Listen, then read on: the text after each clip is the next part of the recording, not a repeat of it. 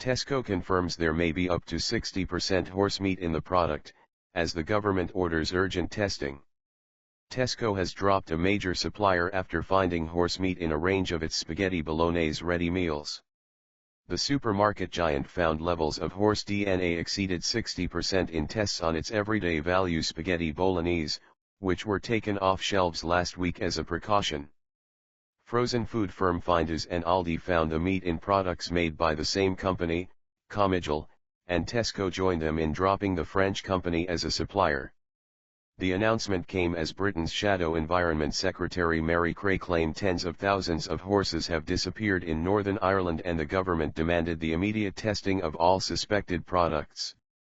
The retailer said that of the positive results on the spaghetti meals, most were at a trace level, but 3 showed significant levels of horse DNA, exceeding 60%.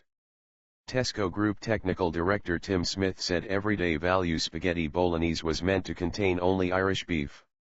The source of the horse meat is still under investigation by the relevant authorities, he said. The level of contamination suggests that Comigel was not following the appropriate production process for our Tesco product and we will not take food from their facility again. We are very sorry that we have let customers down. We set ourselves high standards for the food we sell and we have had 2 cases in recent weeks where we have not met those standards. Our DNA testing program is underway and will give us and our customers assurance that the product they buy is what it should be. Last month, Irish food inspectors said they had found horse meat in some burgers stocked by a number of UK supermarket chains, including Tesco, Iceland and Lidl. And last week frozen foods firm Findus announced it had taken its beef lasagnas made by Comigel off shelves after some were found to have up to 100% horse meat in them. The scandal has spread all over the continent as details of the elaborate supply chain in the meat industry emerge. Environment Secretary Owen Paterson told the House of Commons that it appeared that criminal activity had been at the heart of the scandal. He told MPs there would be immediate testing of products across the supply chain, including tests at schools, hospitals and prisons.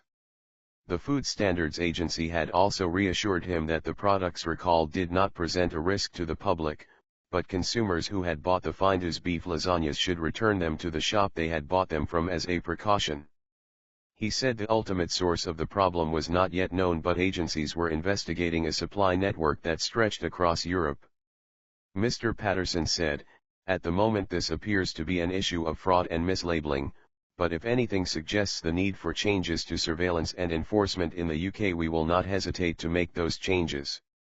Shadow Environment Secretary Mary Creagh claimed there were 70,000 horses unaccounted for in Northern Ireland, with unwanted animals given false paperwork before being sold for €10 and then resold to dealers for meat for as much as €500. Speaking in the Commons, Ms. Creagh said, "The Ulster Society for the Prevention of Cruelty to Animals have clear evidence of an illegal trade of unfit horses from Ireland to the UK for meat, with horses being repassport to meet demands for horse meat in mainland Europe.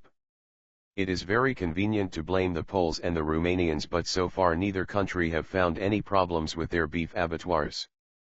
Following earlier cases of contamination, supermarkets across Europe accused Romanian suppliers of being the source of the contaminated meat. But the country's ambassador to the UK, Dr. Ion Ginga, told Sky News that they were not to blame, saying Romanians love horses as much as people in Britain do. Earlier on Monday, Romanian Prime Minister Victor Ponta insisted any fraud committed in the scandal did not happen in his country. Romania cannot accept to be the usual suspect, he told reporters. "I am very angry, to be very honest.